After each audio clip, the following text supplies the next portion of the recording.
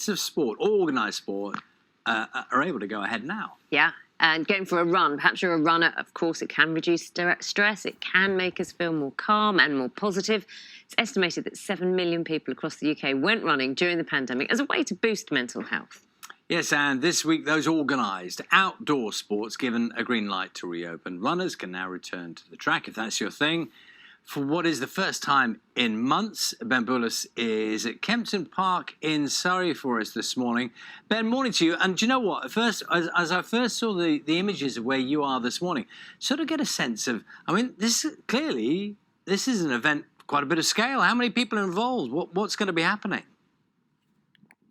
Well, I don't know about you, Charlie, but I quite like to start a bank holiday Saturday with a bit of a run. And maybe I haven't done quite the full 5K that the hundreds of people are going to be doing just yet. In fact, I've barely done 5 paces. But as you say, hundreds are going to be here to do a marathon, a half marathon, a 10K and a 5K. And of course, there are still concerns about making sure it's COVID safe. So, for example, these cones along here, you can see on the ground, they're to make sure that people are distanced as they begin their run. The stewards, who you can see, if we just turn around and show you all the stewards there, they've been trained. They're making sure that as people are warming up, they maintain social distancing. People are being asked to bring their own water bottles and things like plastic sheets that are on the stewards' desks to keep them safe as well.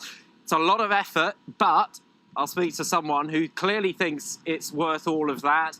Matt, who is the founder of RunThrough. Matt, just talk us through how long this has been in the planning and why you've got such a smile on your face about it. It's so good to be back. So RunThrough events organise around about 200 events a year. So having such a large time off has been rather annoying, I suppose, but it's great to be back.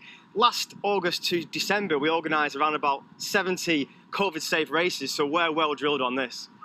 And how many people can you accommodate here today? How many are coming down? Well, we've actually sold this event out here at Kempton Park.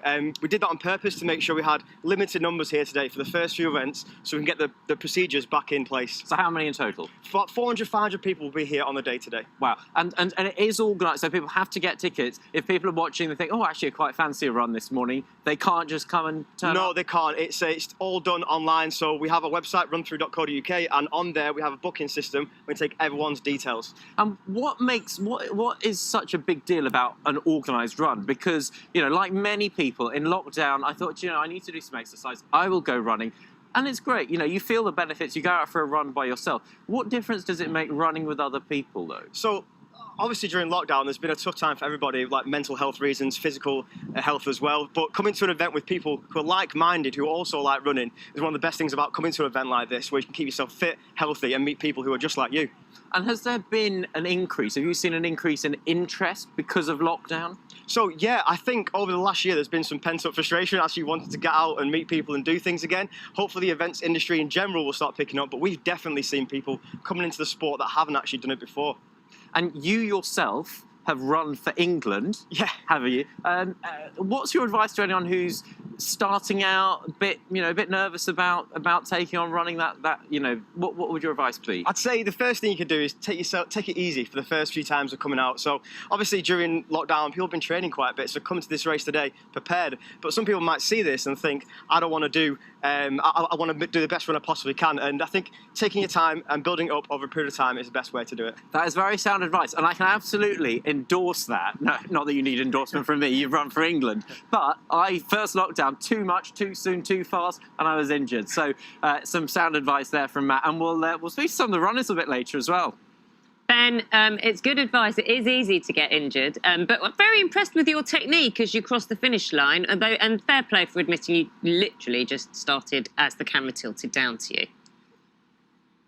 I mean, come on now, don't spoil the illusion, don't spoil the illusion. I mean, I've been working on my PBs. What did my latest one, 5K in about 20 minutes? Oh, that's not bad. I don't know how it compares to yours, though. That's very impressive.